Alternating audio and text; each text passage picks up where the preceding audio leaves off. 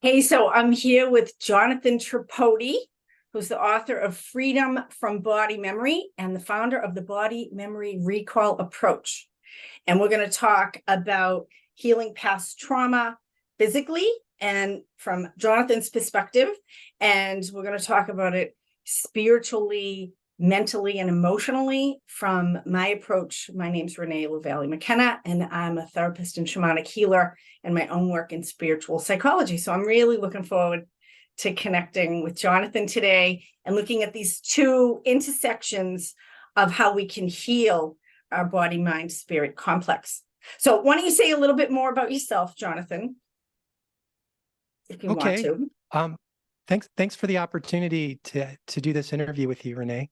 Great. First of all, and yeah, about 30 years ago, I graduated from physical therapy school and took a continuing ed course in manual therapy.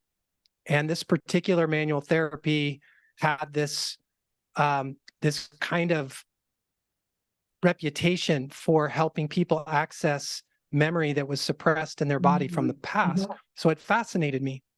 And I took the first course, had my first body memory release, and I was hooked.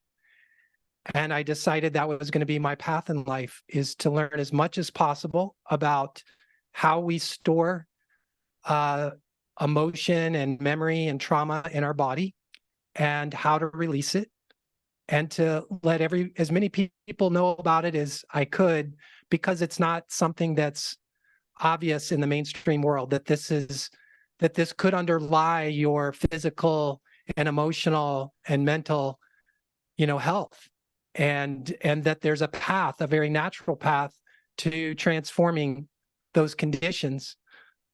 I love that, because about 25 years ago, I was in graduate school for psychology, and I was cleaning houses at the time. And I started cleaning the house serendipitously of this woman. And she said she was a hypnotherapist. And I said, oh, I'm interested in different modalities.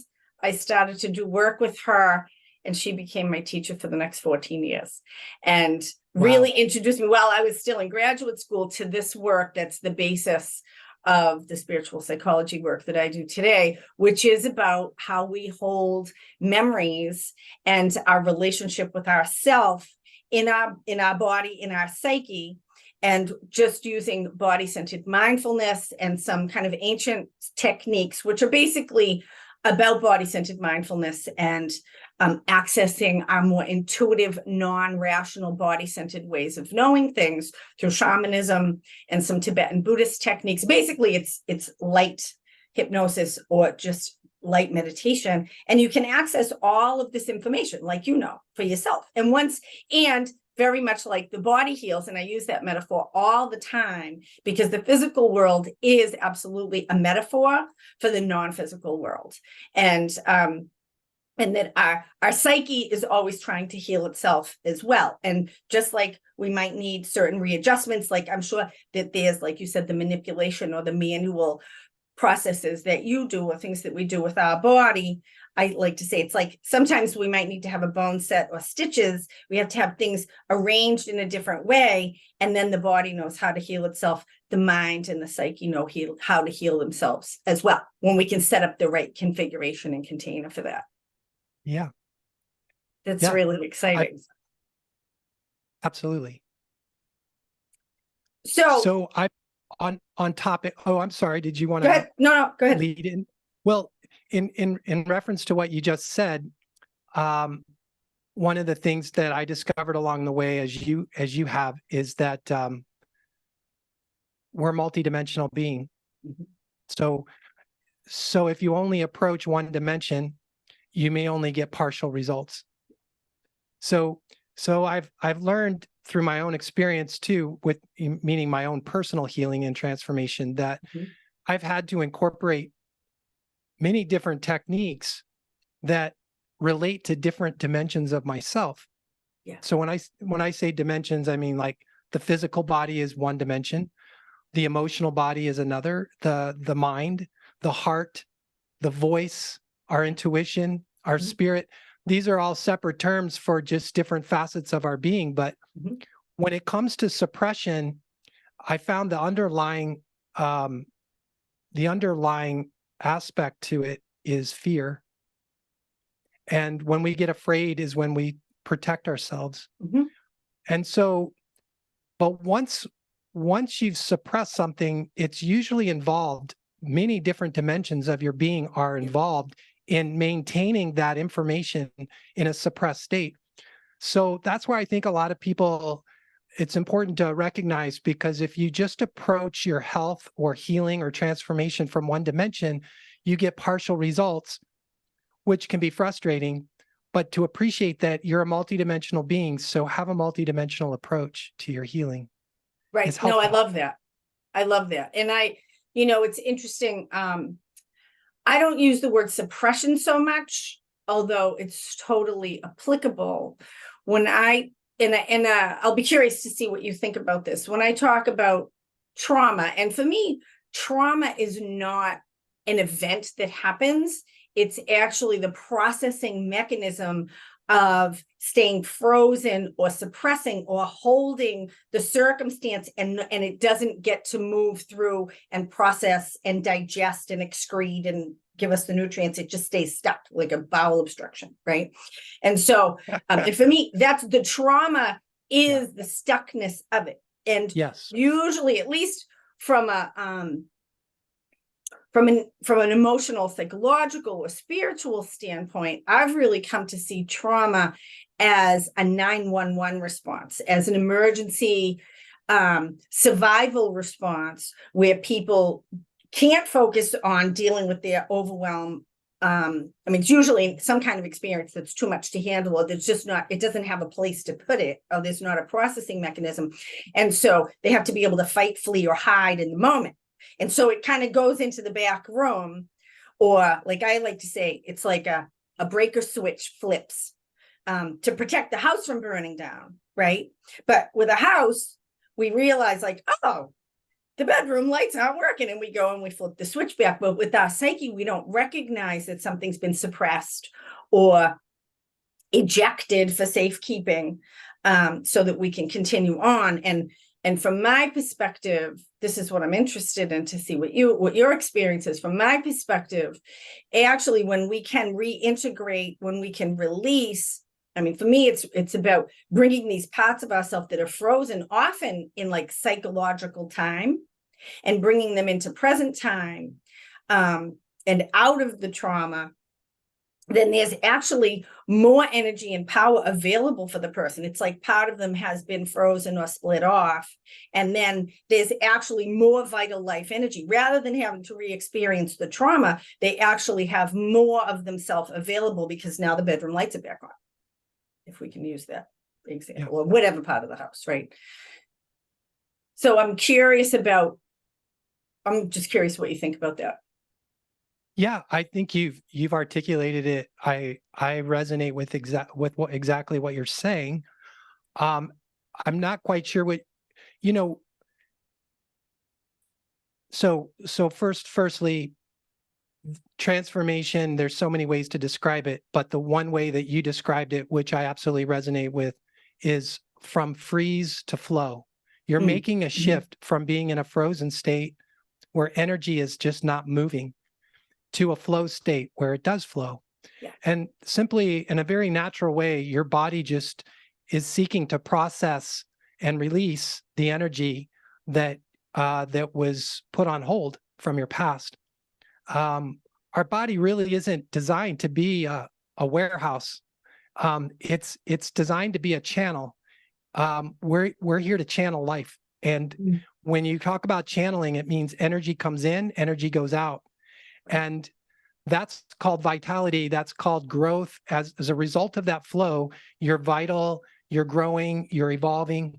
When you block the flow inadvertently, just to protect or survive an experience, then you stop growing and stop evolving, and you start hurting, and you get more health issues and more functional issues, even depression or anxiety. The more you hold, the more these symptoms start adding up. And then you're back to just surviving. Really, you're not thriving, you're surviving. So making that shift from freeze to flow, 100%. Now, I leave it up to the body to decide whether, when they enter the flow state, when a person enters a flow state, what actually flows is really up to the body. So Mhm. somebody will ask me, do I really need to feel this? Do I need to re-experience this? I'm like, well, I just like to leave that up to your body. Your job is simply to enter that surrendered place where your body can heal itself. Mhm. And sometimes it heals itself by just having a release of certain sensations or even certain feelings without any memory at all of where they come from. And but there are, I believe, in my own experience, there are times where there are certain experiences that you relive in the healing process that are completely vivid on every level. You remember it cognitively, you remember it emotionally, and you remember it physically. It has all those components. That's not a decision I usually make for the person, or that the person even makes for themselves. So really, it's more about trusting in the process of entering that flow state. So, and trusting that your body's intelligence, or whatever intelligence, however you want Mm. to describe that intelligence, because I don't believe it's isolated to the body at all. But it moves through the body. The Yeah. intelligence is seeking to restore you to your optimal state of being on every level. Mhm. And it just needs your permission, which means how much flow are you allowing to happen so that you can be transformed. Right. And then what's the what would be the real obstruction to flow? Well, on a psychological level, it's fear, and Right. fear of the unknown, or even fear of the known. And then physically, it can be just your connective tissue is in a state of being bound up and hard and restricted, because and then your fluids as well, they can harden up and crystallize. And we talked earlier, you and I, about what is this physical component, like what's it all about, and how necessary is it, and how is it involved? As you already know, the body is the conductive agent. Mhm. It's the tissues and fluids are conducting energy. Mhm. And so when fluids and tissues are in a hardened, restricted state, they're less conductive. That's just the bottom line. And so the more hard and restricted you are in your body, first of all, that's evidence that it's that way for a reason. Mm. And most likely that's a reflection of these, like you said, quarantined energies that we've contained from our past. And as a result, we develop what I call body armor. Our body literally is Mhm. contracted, hardened, restricted, crystallized around these energies that we are afraid of, or were painful, that we had to survive. But restoring the conductivity of the physical body is really helpful to get maximum flow Mhm. and maximum release. So that's where the physical comes in, and there's so many physical techniques that can help restore conductivity. Um, but that's how I relate to what you just said. Say more about conductivity. That's an interesting word. What do you mean by that? Well, it's a term used a lot in physics, Mhm. because physics is the study of energy, Right. and biology is the study of the body. Mhm. And when biophysics merged, when those two fields came together in the late 1950s, Mm. a lot of great discoveries occurred. And there's some really good books out there around biophysics and the discoveries. But essentially, what they discovered is that everything in our body, our fluids and tissues, our cells, are conductive of many forms of energy: light, electricity, sound, heat, vibration, of magnetic waves. I mean, energy I'd never even heard of, that is measured by the energy experts, the physicists. Mhm. They're measuring this in our body. And here's the fascinating thing, Renee. This is the one thing that blew me away early in my career, that captivated me to dedicate myself to this path, was the number one, the largest tissue system in our body is connective tissue.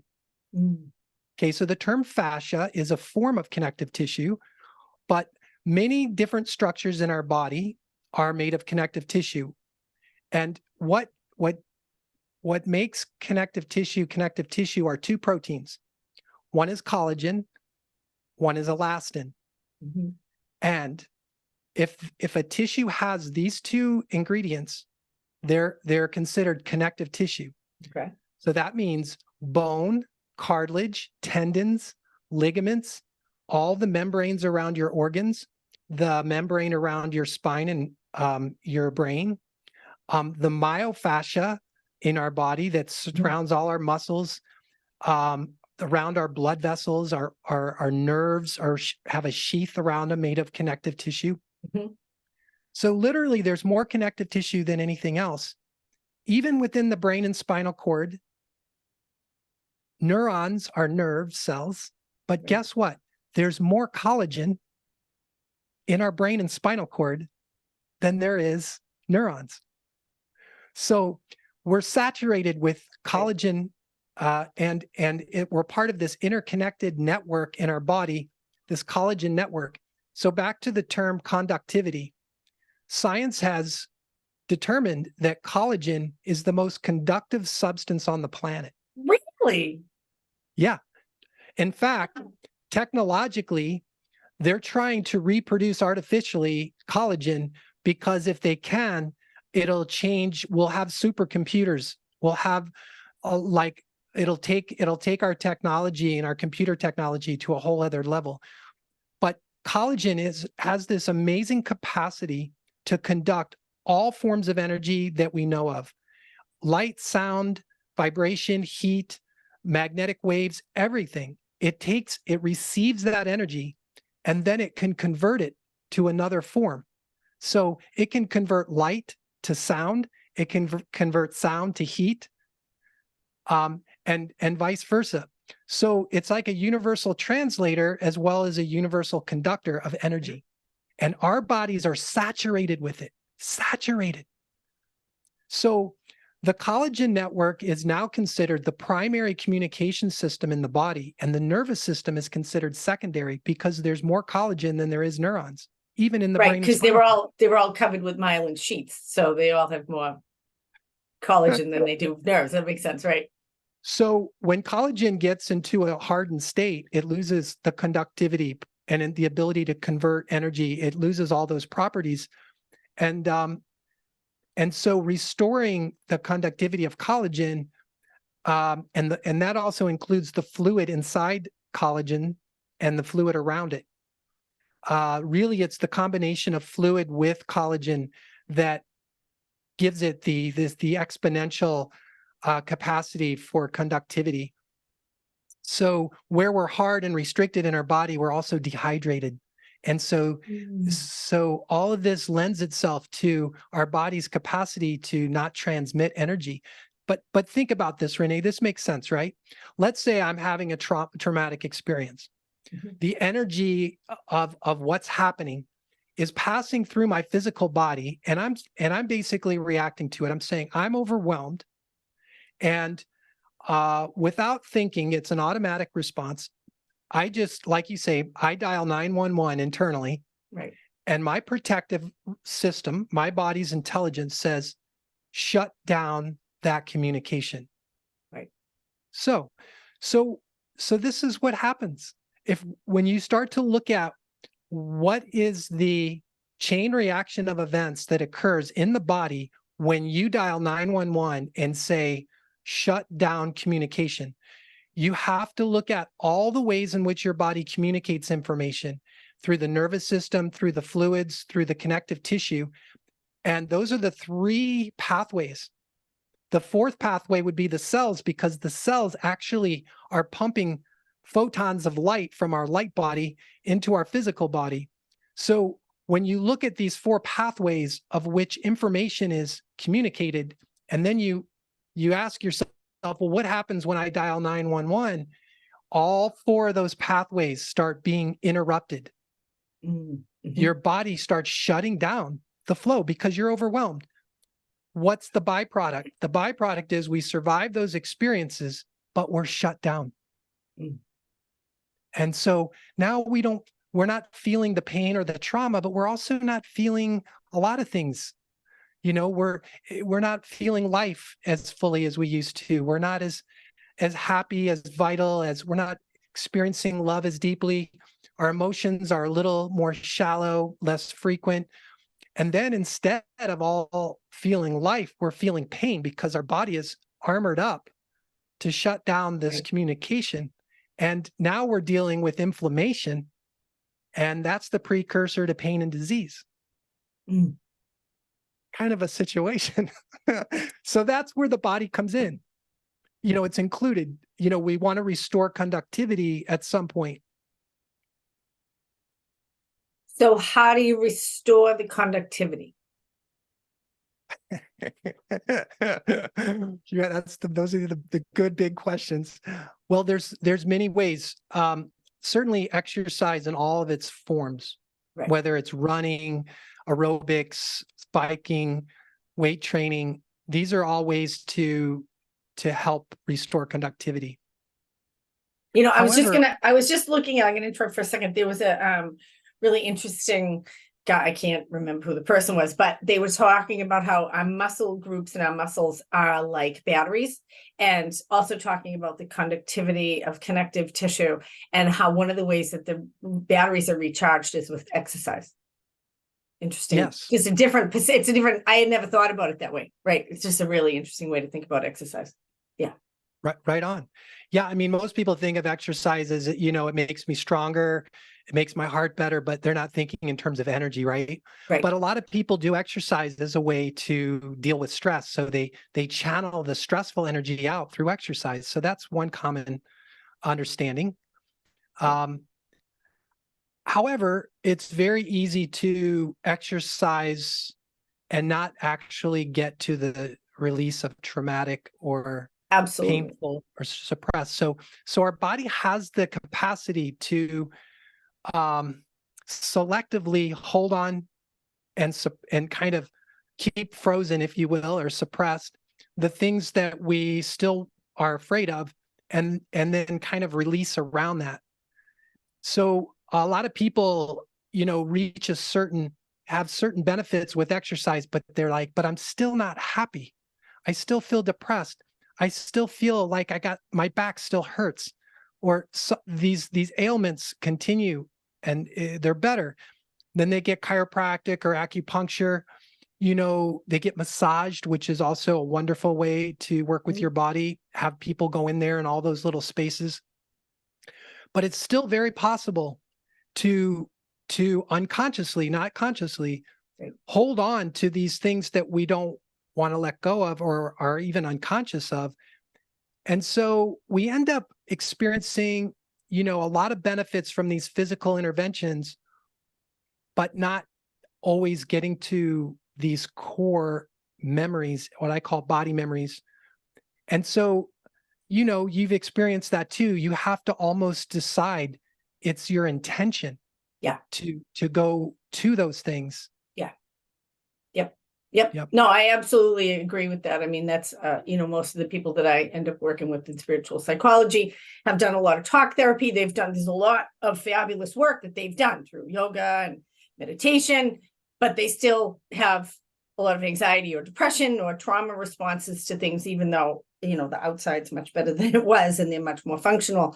And it really does take conscious intention to be willing to go into these deeper places. And I look at them as protected, really, and to make it safe for those parts of ourselves, to let them know it's okay now. Like we're gonna move through this, and it really helps us to mature, because often these are younger parts of ourselves, or certainly traumatized parts of ourselves that need help. Excuse me. And you know, and thinking about even re-experiencing things, I like the physical metaphor of digestion, that having an experience is like eating food, and we need to take the nutrients out of whatever we eat, and then we need to excrete the rest. And that's the processing that actually does give us nutrients. And again, on all these different dimensions of ourself, emotionally, mentally, professionally, creatively, physically, we can grow and evolve from the experiences we've had, whatever they are. Even horrible experiences they help us grow. They're part of our soul path because they happen to us. And when we can integrate them, take what is helpful for us and excrete or let go of what doesn't serve us anymore so that we can be more present, we become more mature, more grounded, more present, more open, more flexible and more conductive, rather than when we're holding or restricting, then we become more constricted, more frightened, more hardened, more bitter, more anxious, more fearful, right? And so that's really the choice. And I think we get lots of different, I notice these particular moments in life. I'm curious about if you notice this, like there seem to be moments in life where people get these choices to make. And I think we get lots and lots of them, but it seems like somewhere around the early 20s, around 23 or 25. Certainly, I think it also happens as a teenager earlier. Then there's somewhere around 30, around 40 to 45, somewhere in the 50s. Like we get these choices of like, am I going to grow or am I going to get smaller? Like, I was just talking to a girlfriend of mine who just turned 63, and she spent her whole life like never being angry and always being nice to everyone. And now she's like, I can't stand them. They're making me crazy. Like and I said, wow, like you're going to have to go deeper into yourself, because underneath that being nice was she actually felt unworthy and unloved, and she had to suppress how she really felt because she didn't feel like she was worthy. And so she had this kind of fake niceness in a way. And now that's gone. And the deeper wounding of feeling unloved has moved into this bitterness. So she's doing a lot of inner child work now in her mid-60s to heal this constriction that's happening for her emotionally. So yeah, absolutely. And what, I'm an astrologer too. So what you just described are astrological cycles that everybody goes through at the same age. From 27 to 29 is your Saturn return.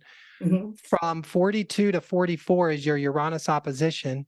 Age 50 is the Chiron return. And then age 57 to 59 is the second Saturn return. That's where I am. Yeah, baby. So these are all, classical cycles where healing is really punctuated for a person. And of course, it can happen any other time, but those cycles are very prominent for everybody. So I'm going to actually make this personal for a minute because I'm very interested in my second Saturn return now. And it has been a really profound time. And I also look at myself as a multidimensional being, and I'm always fascinated by the metaphors of the physical world and the metaphysical world, right? And the personal and the transpersonal, and how they all inform and echo each other, right? So it's been so I've had trouble with my legs my whole life. My upper body, awesome. But if I have a physical problem, it's always first or second chakra down, and mostly like joints, connective tissue. It's interesting because I never thought about the connective tissue as like tendons, ligaments, lots of problems with them starting at age 9, actually. And which was when I actually realized that there was no one there for me at age 9. Yeah. That was like no terrible thing happened for me, except I realized no one was home and I was on my own. And I really started to look for ways to manage myself, and eventually settled on drugs and alcohol, which worked really well for a long time till it didn't work anymore. But so lots of injuries, lots of crutches, and knees and ankles particularly, and then ended up in my hips. And It's not my brand to complain or be disabled. I had a very sickly mother, so I'm like anti being a sick person, right? So really even suppress the idea, and I don't feel a lot of pain, which is kind of part of that whole thing. Like, so I had a really bad knee injury the first time I went skiing when I was 19. They had to remove the inner meniscus on my knee, and then over time it just collapsed. And then because of that, because we're a system, my legs started to get crooked, and then my hips started to tweak, and so the whole thing ended up funky, right? And I ended up actually with a lot more hip pain. My knee never really hurt that much, but I ended up with a lot of hip pain because of the compensatory, the way that my muscles were working. Yeah. Long story. So I decided finally to get my knee done, waiting for the optimal moment, and the optimal moment came. It was summer. My daughter was taken care of. I got to come to California and have people take care of me. And so 3.5 months ago, I got a full knee replacement in my left knee. And it's really a metaphor for where I'm at in my life today, because I'm a really full, I'm just actually at the threshold of starting my career as an almost 60-year-old person. Get all the ingredients together. Now I'm ready to make pizza, and I expect the next 20 years to be the most successful of my life. Actually, I've written a book, I have a mentorship program, and I'm really ready to be of service to the world in a different way. But there's some structures, and this has always been, it's why I'm starting my career so late, because I had a lot of ingredients, but I didn't have a kitchen, or or the stove wasn't working. Like the pieces didn't fit together right for me to actually be able to do the full Monty. And I looked at my legs very much like the dysfunction in my legs didn't fit with a lot of the other stuff in my life. And so getting my knee done really felt like replacing the structures, the dysfunctional structures that I was given, that I was born into, right? Like my dysfunctional family, and that I kind of limped around with these structures. And now it's time to get new structures, right? Does that make sense? Like, and yeah. It really, like, the metaphor just feels really exciting. So the thing that, so the surgery went great. I had a fabulous surgeon. Everything's good, but it's been really, really challenging, because what I've realized just through my own research is the two biggest muscle groups in my body, my quads and my glutes, don't fire correctly, because I've been compensating for these injuries. I also have a torn ACL in the other knee. And so I've been compensating for the dysfunction in my joints with doing weird muscle things. And now I'm trying to teach the muscles to fire again, and it causes all this nerve pain. So it's been really confusing for me. Yeah. Because I have to say, when I first started doing the legs, because most people hate doing legs, and they gave me the exercises, and every time I would do it, I would say, I fucking hate this, I fucking hate this, I fucking hate this. And I was like, this isn't going to work. So I was like, please, God, give me enthusiasm to work on my legs and make them strong. And whenever I pray like that for willingness, I get it, right? So now I'm on it, and I'm excited to work my legs. But I did too much. And then they scream back at me, and then I get afraid to do anything. So it's this weird, does that make sense? I'm in this right now, presently, in this kind of, a little bit baffled with how to talk to my body and how to work with it in this new way, because that's one of the things. So I have these new structures, but then it's like getting a new computer, or you get a new phone, and then it's like, okay, I get a new phone, and I got to learn how to use the thing, right? So it's almost like I got new legs. I don't know how to use them, even though they've been with me for a long time. Yeah, I mean, it's like a new set of legs, almost like a little kid, learning to go from crawling to standing to walking to running. It's kind of there's been a rebirth for you, because your foundation, which was given to you at birth, you're reconstructing the foundation, even on a physical level, reconstructing it. And so, but with that also, like you say, you're reconstructing it, your foundation psychologically too. You're rewriting programs that maybe were impressed upon you as a child, like the absence of support is certainly one of those programs. Like, you're feeling more supported in your life. But as I noticed that the closer we get to healing, the more it allows for the very roots of the issue to come up to the surface, so that, because now you're in an empowered place. So the fear kept it below our conscious level, but now you're clearly not in operating out of fear anymore. And so now the body's like, oh, okay, let's just bring it up.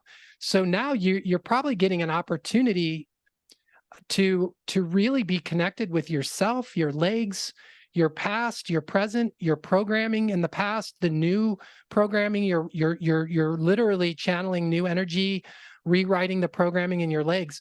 But it is a process, but it's happening now in a more dramatic way because of where you're at. Now there are some basic, like I'm back into my PT mode. Rehabilitation just has strategy. There's strategy, and you can underdo and you can overdo, and that sucks, because you'd like to just know, what do I need to do and be successful as quickly as possible. I can feel your intensity, and you're that kind of person. You don't like to mess around, especially now in your life.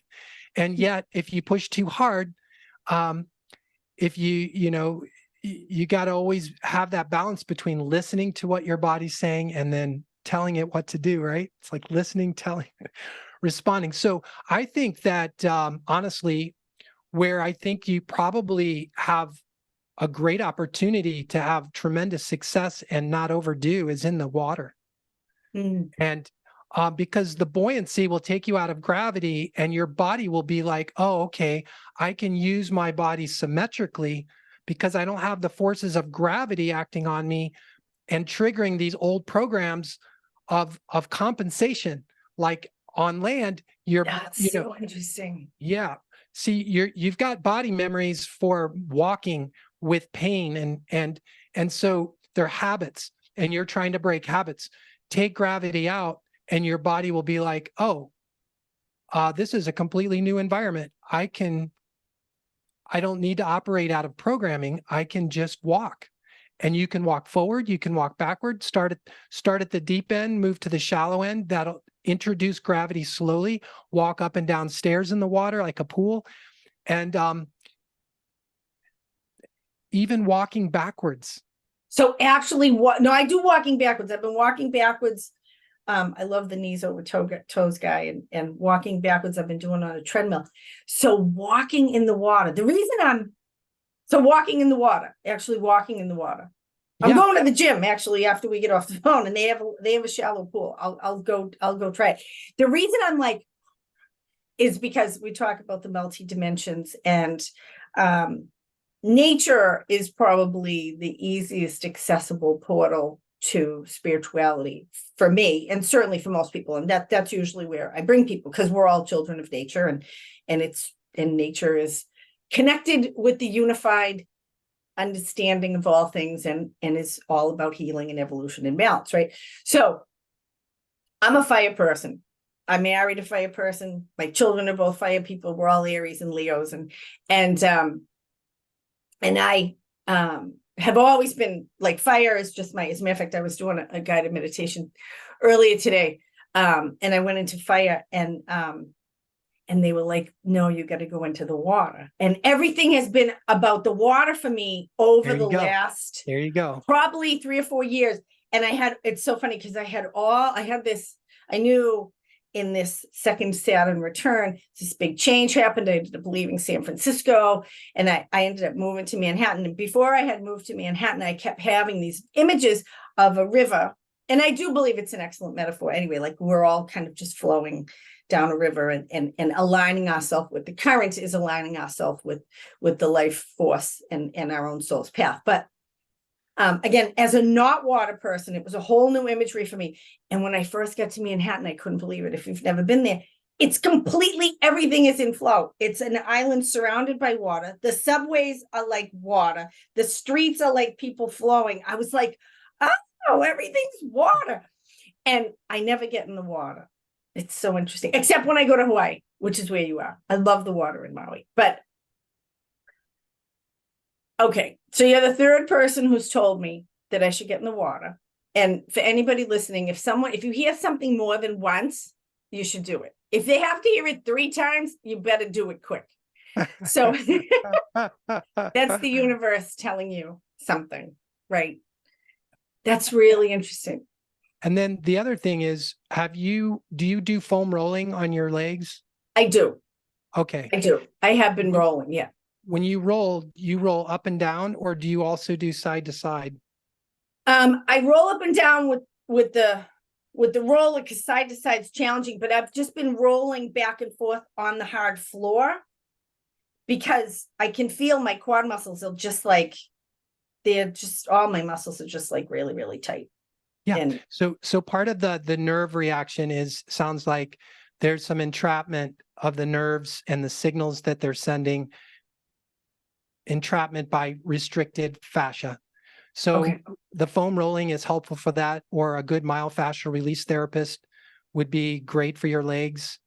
Some great yoga stretches, meaning long duration stretches, not quickies, but like using props even to let your legs, your quads, your hamstrings, really stretch.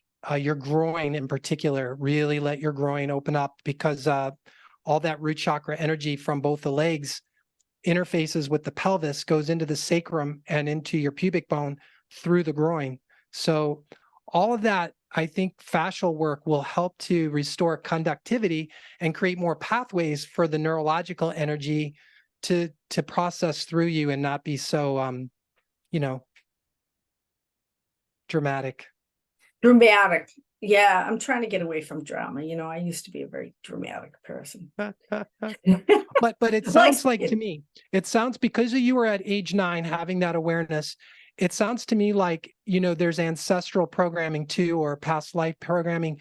It sounds like this being unsupported was something that wasn't revolutionary new to this lifetime. And you may have had, if you've probably already looked at your ancestors, your mother, your grandmother, great grandmother, you'll start to see the patterns that were handed down to you around this root chakra, this foundation and this lack of support. And you've basically dedicated your whole life to transforming this pattern. Mm-hmm. And you're right there at the finish line. I got 20 more years. I'm working on it. You've done a great job. Yeah. But my point is, you wouldn't have necessarily done anything, quote, wrong to create these things yourself. You could also have inherited them and just been in charge. Once you inherit something, it's with you and you have to work with it. I had to work with all my inherited programming from my mom and dad and my grandparents. And still I see evidence of, there's the gifts that they give you that you inherit, but there's the behaviors, the attitudes, the prejudices, the imbalances in the closed-mindedness that comes, sometimes the jaded thinking that begins to get in our own way and become destructive. And we have to look at the things we inherited that are destructive in our life, because defending those things isn't making them go away, it's making them worse. We're transformers. I tell everybody, they come in with these awful stories of their life and their childhood, and I just look at them, I go, God bless you, because you're a transformer. You're here to transform all that. And not only that, but you're capable of it. But you have to get into that mindset. Are you going to survive your life, or are you going to transform it? It's up to you, but the two are very different things. Mm-hmm. And transformation means you're going to have to open up and get into flow. Survival says get hard, get strong, get tough, shut down, use your will, push past it. And all of that eventually takes you to being an absolute chronic fucking mess. Yeah. And so once you embrace the fact that you're transforming everything you've ever experienced and inherited, and that you have the capacity to do it, People have to start waking up to the fact that they have the resources. You're not being asked to transform something with no tools. Right. And the number one tool I feel you have is this portal in your heart that links you to a lot of love. Mm. And this portal called your soul that connects you to a lot of wisdom and a lot of light. And when you combine love, wisdom, and light, that is the agent of transformation. There's a lot of mechanics out there, and I can even do mechanical work, but you're not a car. You're a human being. And so you can't be mechanically fixed, but you can be soulfully and lovingly transformed. And I think we all just need to be reminded that we have these inner resources of love and light inside of us. But then the question is, how do I get access to it? Well, you have to come out of survival mode. You have to get out of the ego of I'm going to win, or I'm going to survive, or I'm going to whatever. And how about I'm going to surrender to this higher power called love and light to come through me because it wants to, and it just needs your permission. You've inadvertently taken charge of this entire operation called your body, your life, and it's helped you to survive. But when it comes time, like you say, when you hit those magic moments and you're like, Jesus Christ, I'm fucking tired. I'm getting tired. I don't know if I can keep this up, and I'm still in so much pain. There's still so many places I haven't healed yet. And so then you go from my will be done to thy will be done. And it's the shift to some higher power other than your will, than your ego. And you don't have to get religious. Just recognize that there is a higher power, and it's giving life to the entire universe. It's giving life to you, and you are a portal for that higher power. You get access to that higher power. You become a portal again. You reopen to that, and let that love and light transform everything inside of you because it wants to. It just needs permission. It needs you to say yes. I often refer to transformation. There's so many little lines I have, but we talked about going from freeze to flow. It's also going from yes to no. It's coming out of no to your pain, no to your tears, no to your body, no to life, no to all the things we've said no to remembering what happened in your childhood.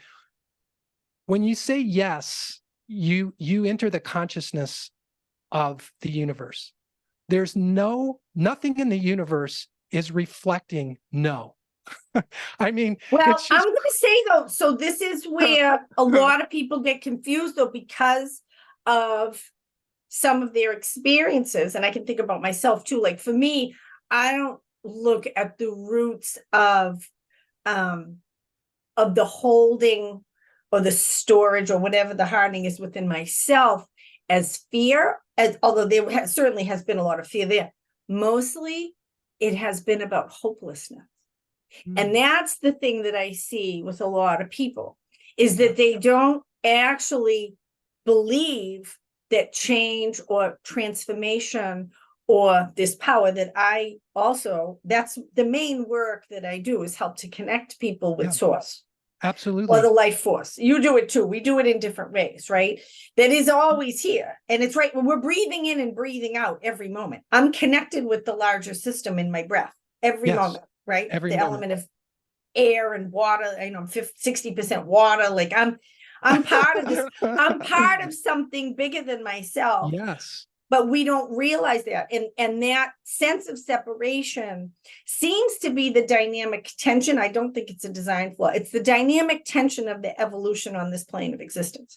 And I believe we are here to grow and evolve. I think that's why we're here. Not everybody does it, and you don't have to, and it's fine. I think you get lots of tries, maybe 100,000 or so if you need them.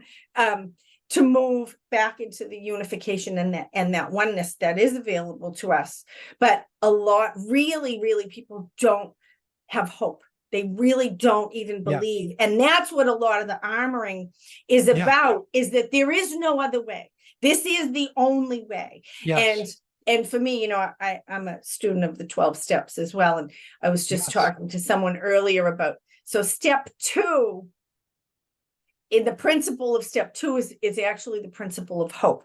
And another way to talk about hope, which, because I'm not a religious person either, is, although I actually work with lots of religious beings because they're around, they just show up. But the principle of hope really is the idea that things could be different. Yes. Like, is there a possibility that there could be a different way than I can imagine?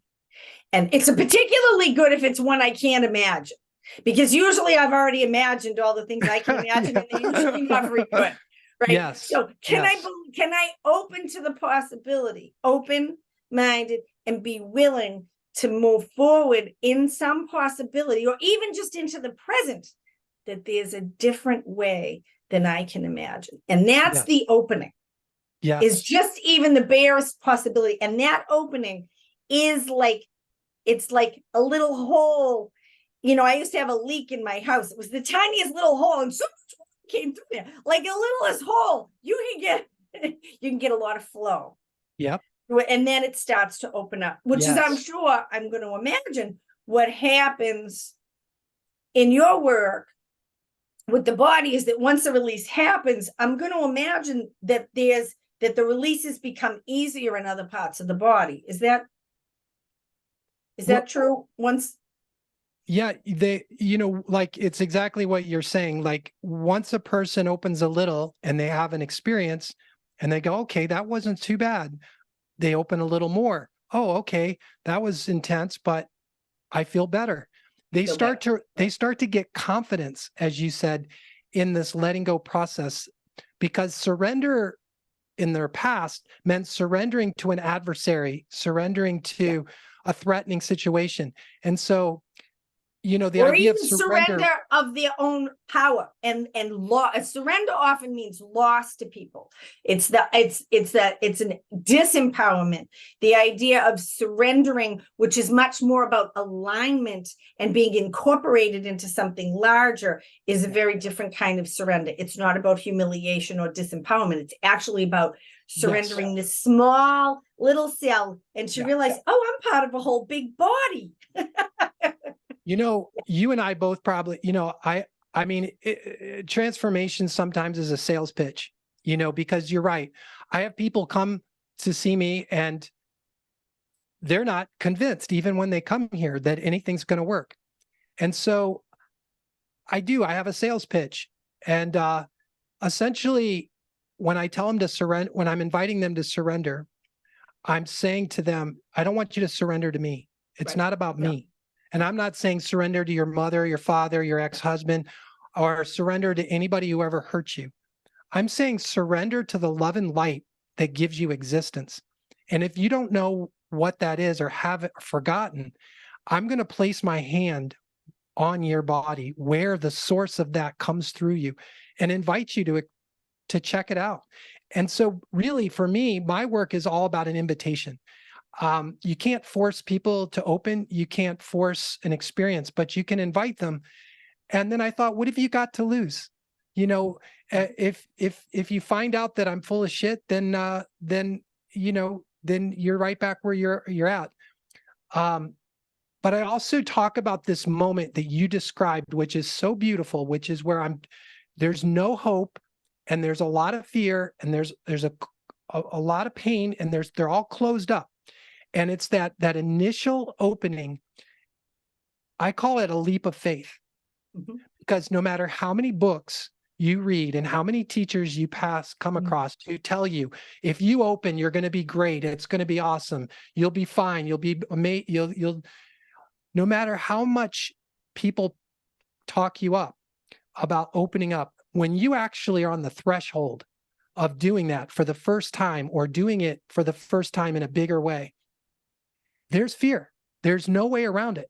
There's a question mark.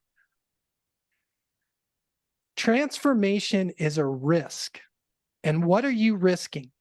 You're risking the possibility of either being hurt in the same way that you were in the past, or being hurt worse.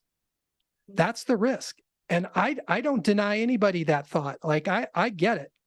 I can't tell you how many risks I've taken in my journey. And I had to let go of a lot of judgment in my environment, people telling me I'm crazy, people telling me I'm going to kill myself if I keep doing what I'm doing. I mean, when you read my story in my book, I had a life-threatening blood clotting disorder at age 21 that almost killed me. And I was told to be on blood thinning medication my whole life because they couldn't discover the problem. And they said if I clot again, it could stroke me out or shut me down. Well, 6 months into it, I decided not to go on the medication anymore. And I pursued alternative healing. My mother was absolutely devastated and terrified that she's going to lose her son. And I have to tell you that, there is absolutely no way to sugarcoat this. If you want transformation, you're going to have to take a risk. You're going to have to take a leap of faith. And it's going to happen in the very place that you're most afraid to open. It's that no to yes. It's an interesting thing, because when I think about myself, the big transformations I've had, hitting bottom with drugs and alcohol, divorce and bankruptcy, almost losing my daughter, ended up moving to New York. Different things that have, a lot of big changes in my life. And they've come when I was absolutely hopeless, when I actually was done, when my will was beaten, when I had, used every ounce of my own intelligence and trying to figure it out and make it happen. And none of that worked. And I actually was like, there's nothing else, and moved into hopelessness. That was actually almost always for me, when I call it variable X, or we could call it the grace of God. Something would happen unexpectedly, not always a big thing, would come because I was hopeless. I was actually open.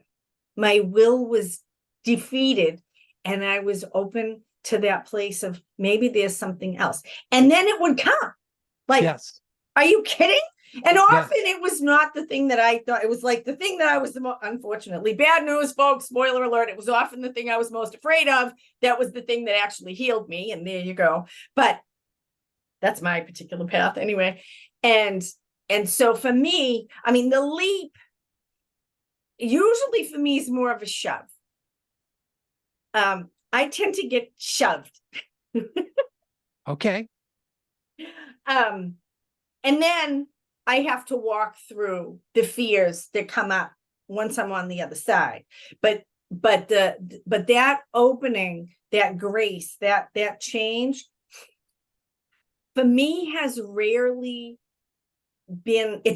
come from within myself as an idea that I had, and then I leaped after it. I don't know if that makes sense, but it's an interesting totally thing. Because I was acting like it was something that the person initiates by taking a leap of faith. And then what you're saying is sometimes it comes from a shove externally. And really, I think the combination, I mean, I've experienced both sides myself too.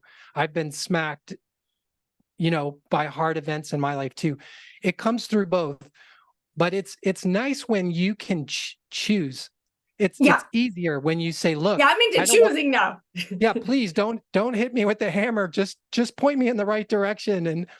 But I do believe that one of those methods takes you to that place, right? And the ego death that you described so beautifully, but it's so utterly painful, is absolutely part of the process. And this is this ego death is not to say that you're a screw up, that you're anything negative about you, that, this isn't a judgment against you. It's an invitation for you to discover that you're more than your ego, than your personality, than your will to survive. You're more than that. Well, to me, it's a very natural developmental thing. I mean, when you're talking about it, and ego death, I think about it very much. What the image that came up to me actually is if anybody's had children, and when a child moves into crawling, and then they move from crawling to walking, and then they move from walking to talking and running, like there's these absolute stages, and you don't go back. Like once you walk, you don't crawl anymore. I mean, unless you're playing, right? Once you talk, you don't go back to not talking.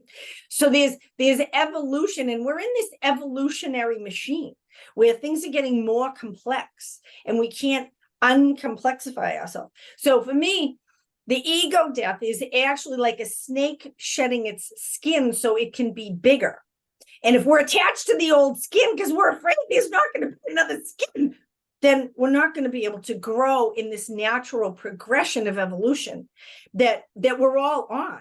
And it's an evolution. Ultimately, it's an evolution of consciousness, I think, of moving from these lower resonances of shame and guilt and fear and anger and hopelessness, and into courage and willingness and openness and love and joy. Like that's and unification. That's where we're going.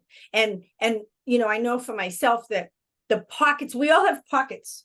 Some of us, I mean, I was a coat full of pockets for a long time. Now I just have a couple little pockets of places of lower resonance, like my legs. I'm working on those now, right? Working on money issues, working on some like places where it's not up to par with the rest of my life. And there's no shame in those things. If we have shame, that's a very low resonance. I need to move it up the scale into hope, into courage and willingness to be able to change it. And that elevation of consciousness, I think that's what this whole earth plane human thing is about, actually, is evolving our consciousness and helping each other to do that too, but into this place of love and peace and enlightenment and unification. Ultimately, that's the lake.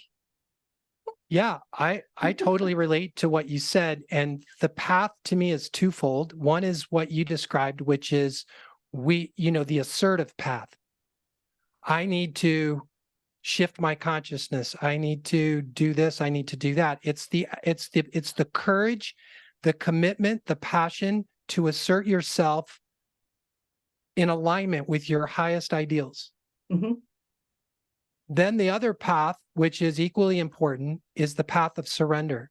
And people miss that. Mm-hmm. Yeah. So people take the warrior path because it's the most accessible, because you had to use your warrior to survive. That's who you've identified with. This is who I am. Mm-hmm. And then you lose touch with the vulnerable feminine side, the feminine side that just accepts and allows and unconditionally loves just as you are without trying to change you. And so for me, the access to your inner healer is the real access to your inner healer comes through the feminine path.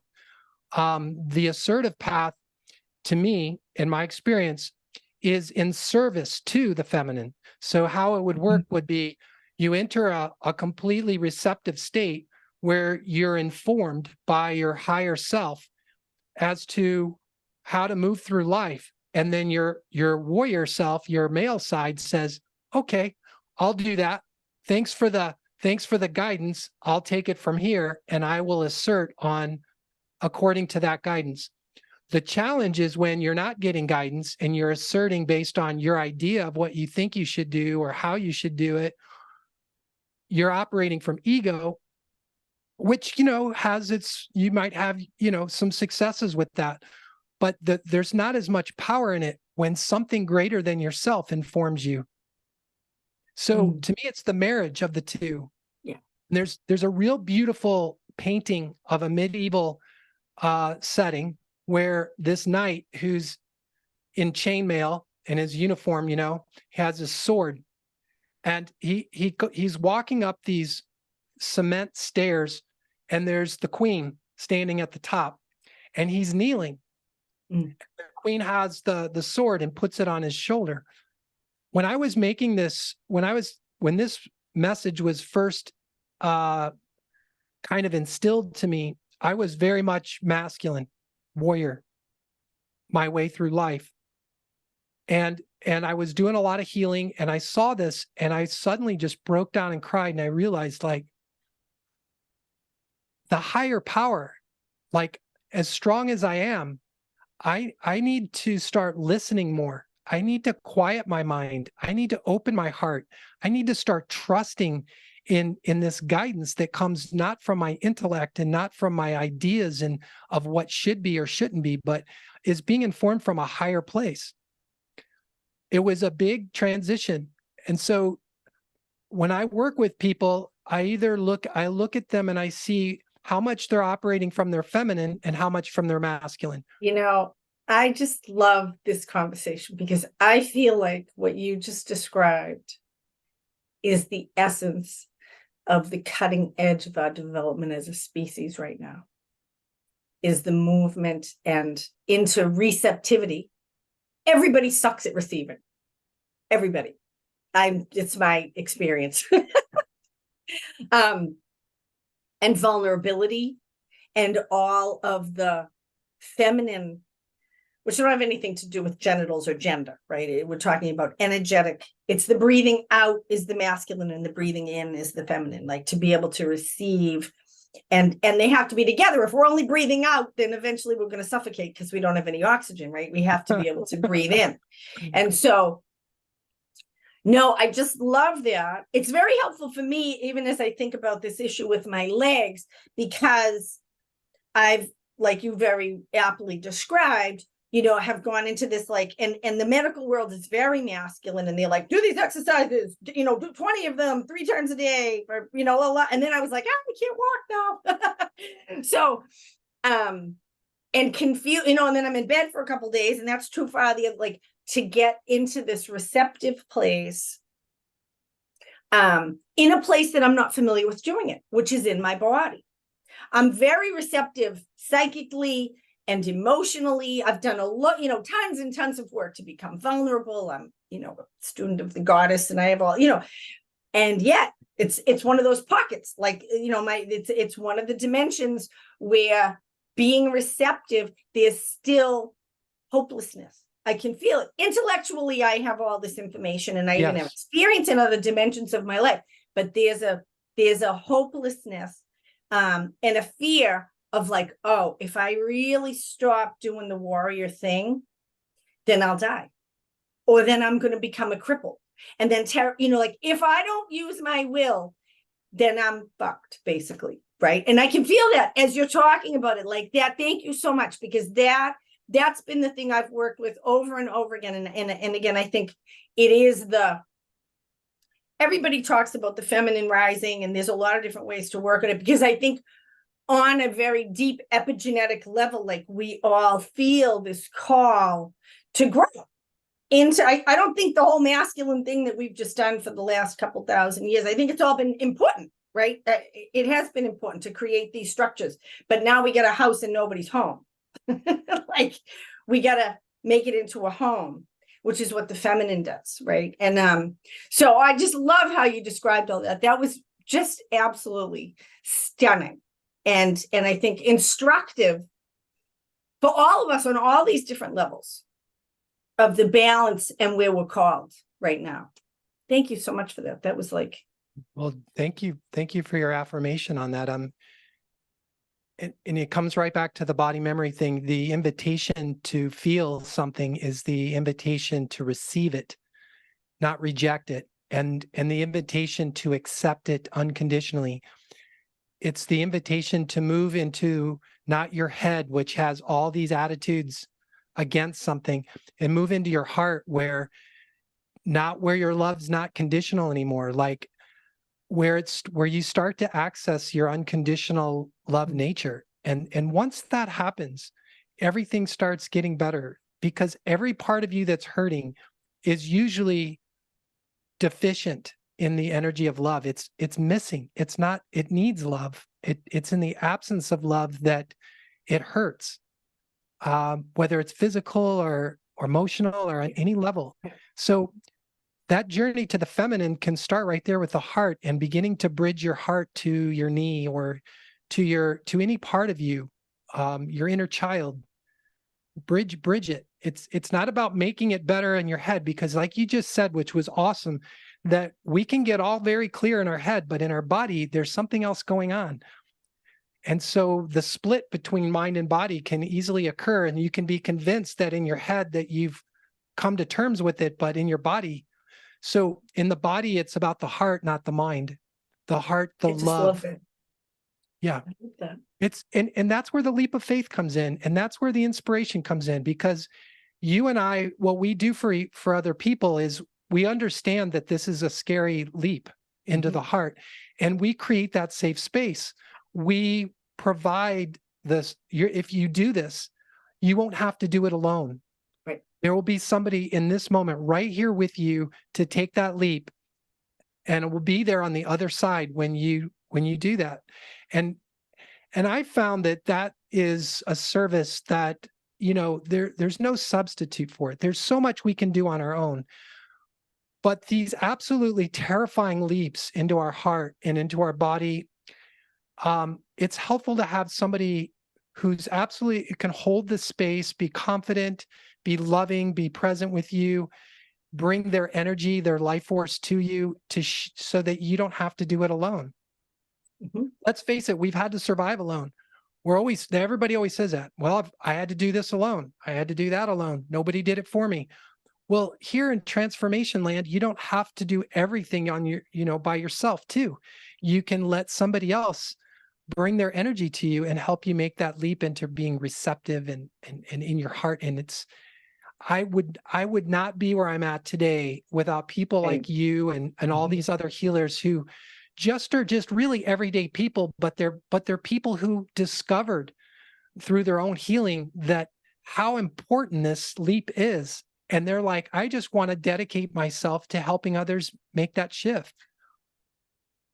I love it. So how do people get in touch with you to make the shift? Geez. Well, you can go to my website, freedomfrombodymemory.com. My book, Freedom from Body Memory, is on Amazon. That's got a lot of great information. I have a free video series called the Tripodi Paradigm that describes body memory, how it forms, the physical and energetic, symptoms of body memory, and then the transformational process. So it's a free video series. It's right on my homepage.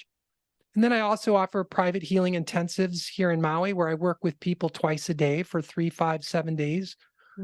I have group retreats that I lead, like in Sedona, Arizona, where I'm heading in next week. Nice. 4 days outdoors in the vortexes on the mountaintops. Groups of us place our hands on each other, and it's phenomenal. Oh, I got to come to one of those. That sounds really fun. Yeah, that's got you written all over it. Yeah, I'm down. I love Sedona. I haven't been there in a long time. So I'll put links to all those in the show notes. And Jonathan, such a pleasure to meet you. Yeah, likewise. I know we got to meet in person someday. So Absolutely. that'll be a beautiful moment too. So thank you for this opportunity. So great to talk to you and share in your wisdom and my own personal help so much. I'm going to go to the pool tonight right now. Oh, nice. Great. I'm glad you have access to it. And because I'm going to put this video on my YouTube channel too, how do people get in touch with you? Okay, so I'm reneemckenna.com. That's my primary website. I have a podcast, Spiritual Psikology, that's available on YouTube and on basically all channels. It's Psi-Kology. And I'm on all your basic channels under Renee McKenna or Spiritual Psikology. So, and I have lots of free. I have a book, Allies and Demons, Working with Spirit for Power and Healing, which also has a guided audio component. And I have lots of free material also on Insight Timer. So, and you can find all that stuff through my website. Wow. Yeah. Incredible. Yeah. All right, Jonathan, blessings so much on your work. Same to you. And we will connect again, I'm sure. Looking forward to it. Thank you. Right, dear. Bye now. Bye, hon.